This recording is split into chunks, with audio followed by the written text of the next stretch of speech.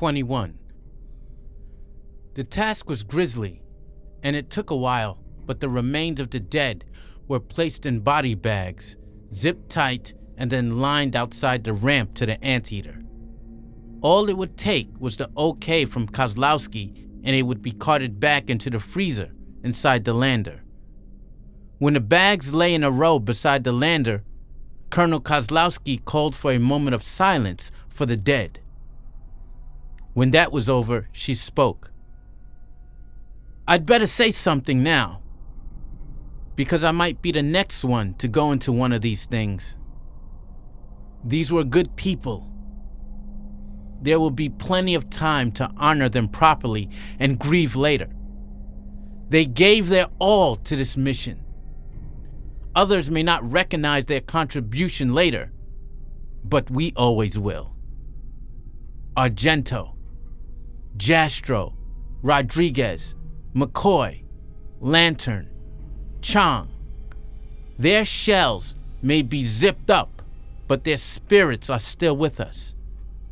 And will be, as long as we do our jobs with dedication and sincerity." She bowed her head and observed her own moment of silence. In her mind, she heard a sweet snatch of some tune that Jastro had played once. It sounded like hope, even now. "Okay," she said, keeping herself stern and businesslike. The bags were put up on a wagon and taken up the ramp. A ruckus squawking made Kozlowski jump. She turned around, hand going to the sidearm she was wearing. Sitting on the edge of a folding chair that had been used for lunch was Private Ellis, lips around the end of Jastro's saxophone. He moved the mouthpiece. "Sorry, Colonel." "That's all right, Private. I'm just a bit on edge." "Think I can ever learn to play this thing?" "Why would you want to?" "Jastro. He always wanted me to try. I always told him I had no musical ability, and besides, there was spit all over it." He sighed. "That part doesn't seem that important anymore." "Sorry about your friend." "Yeah, I figure we've gotten about 1,000 or so bugs for every man killed here. It's not worth it, is it?" "No, it's not." She felt someone looking at her, turned. Daniel Grant was walking down the ramp. She was about to get on her soapbox and rant at him, but then she noticed his face. It was white, and his eyes were the beginnings of tears. She turned away and let him come up to her. Let him start the conversation if he wanted to. "I want you and your people to know how sorry I am," he said finally, after a long silence. "I guess when you see life turning into death so abruptly, it puts things into perspective. Some business we're in here, hey, Grant?" she said. "Some business." He nodded thoughtfully. "My problems, they can't compare with this." He sighed. "We can't quit now, though, can we?" "No. My country sent me here to accomplish something. It's my duty to do that. You'll get what you came here to get, Grant. And maybe more than I bargained for." "Definitely." "Colonel, there's going to be a link-up with the razzia in 10 minutes. We're going to confer on the situation and decide a course of action. Naturally, I want you to be there." "Yes, I'll be right there." She turned and continued to do what she could in the time remaining to her to give her the confidence and grit that she herself felt rapidly escaping from her. It was a makeshift conference table at best, but it would have to do. "I've just finished a full transmission to Captain Hastings of the events that have just occurred here," said Corporal O'Connor. He swiveled and turned a switch. He's waiting to join the conference. Permission to let him in? Grant nodded. Permission granted, said Kozlowski. We'll need all the input we can get. Captain Hastings bid his regrets at the turn of events. His voice sounded even more subdued than usual. Now then, said Grant, we've got a situation on our hands. I'd like to say, why don't we give it another try with the perimeter extension harpoon? However, after what we've just been through, I don't think so. It's possible we're going to have to, said Kozlowski. But that doesn't mean we can't explore other possibilities. Dr. Begali, you seem to be the resident expert on the present situation with the aliens. What's your prognosis? Clearly, our projections were quite accurate, said the man after scratching his large nose. There is a genetic offshoot of the aliens, and the originals are attempting to eradicate them. Yes. Only we never anticipated this kind of scale, or that it would hinder our actions to this degree. Yes. Not quite true, said Kozlowski. We've got the technology. It's just not working as well as we would like. Begali's ferret-like eyes flickered back and forth over those assembled. Despite our feelings of loss and frustration, I cannot forget just how correct my projections were about the recessive gene. Yes. Something that was quite unlikely. Naturally, we're sorry for the loss. But after years and years, my science seems to be correct. Yes. He tapped his finger empathetically. What we all want in that hive, it's the answer to our dreams. Maybe, ultimately, even to the whole alien conflict. Yeah. Why would you say that? Said Hendrickson. We came here to get the Queen Mother Royal Jelly, and we've got to do that. Do you know how much we've been working with in these last 2 decades?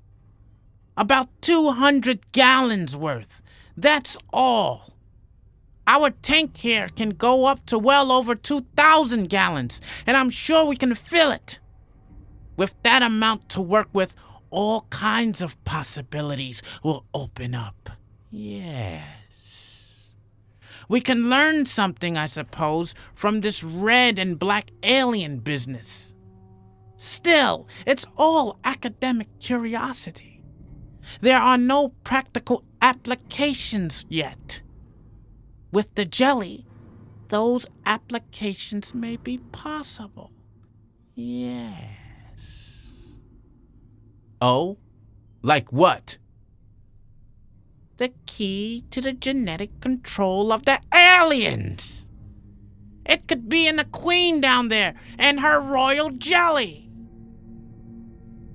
Sorry, Mr. Grant, but there's a lot more at stake here than money for your company and hyperspeed for the armed forces.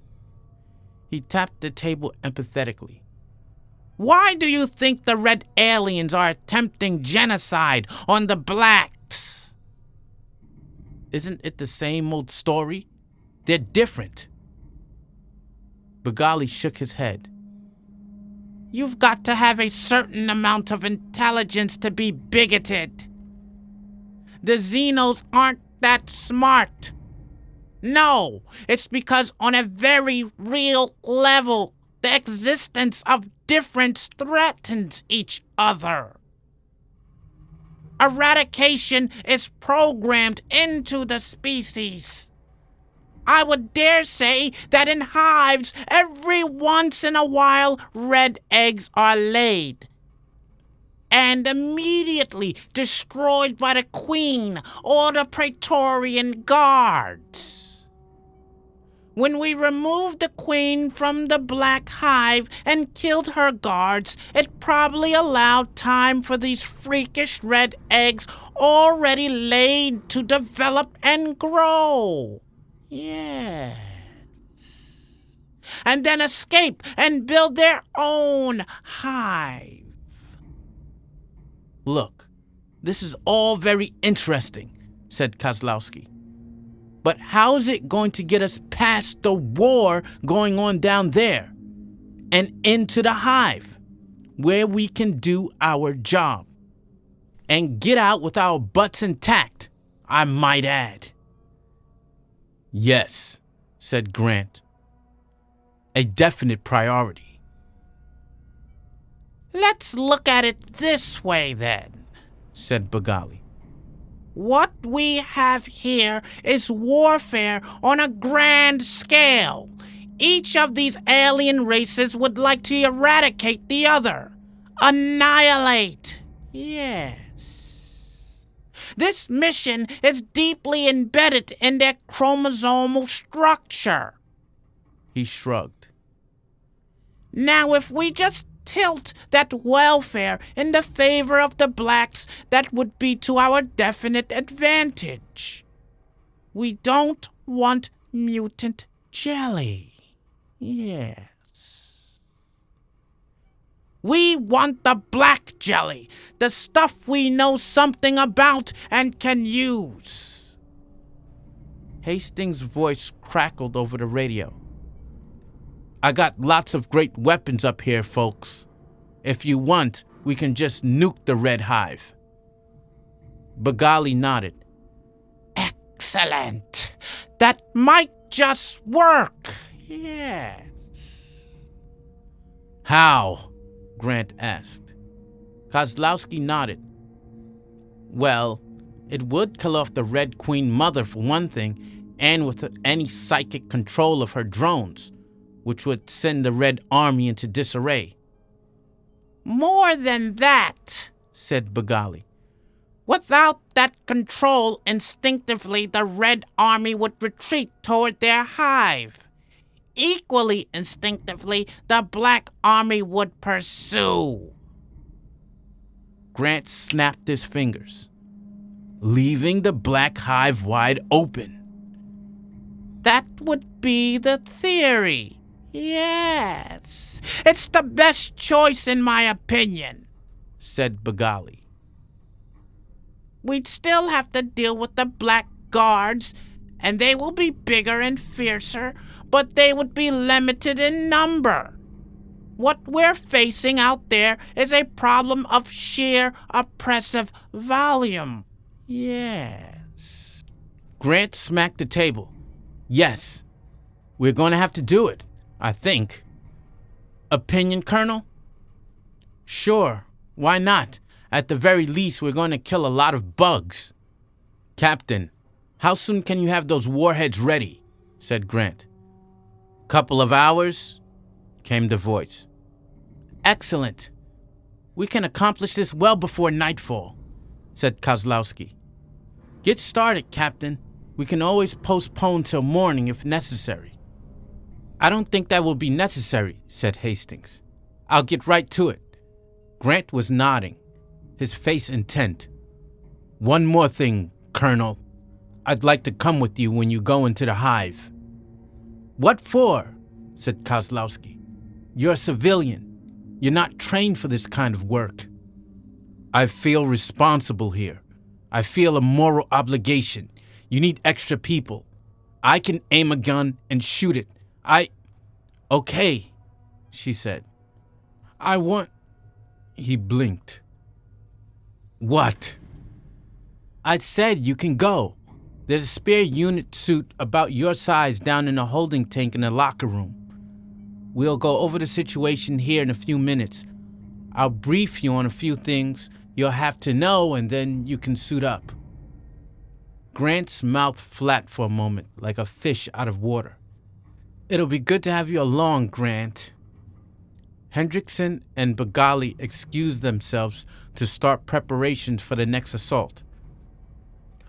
All right, people, announced Kozlowski. Now that we've got a plan, let's chew over some details. She felt charged again. Those bugs were going to pay. Big time. Kozlowski was letting him go along. A few minutes after the hour-long meeting, Daniel Grant was making his way down to the locker room, brain buzzing with the briefing that he'd just received. He felt beat up with facts and instructions, as though somehow Kozlowski had put him through a brief but intense boot camp under the whip of drill instructor Koz herself. Not fun. Not that he wasn't sincere about wanting to go along. He just hadn't really expected for her to agree to his volunteering. Well, nothing for it now, old man. You're in for the full 9 yards now. Play it out, do your job, and this will turn out fine. Just fine.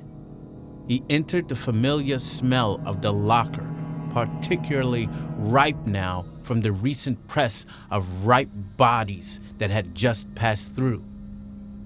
Where was it that Kozlowski had said the spare suit was? Oh yes, over in the cabinet yonder. No lock, no latch. Sabotage was the last thing on Grant's mind. He was so preoccupied with the lessons he'd learned about alien killing. He opened the door and saw the suit and reached for it. What he did not see was the alien egg pod sitting in the shadows.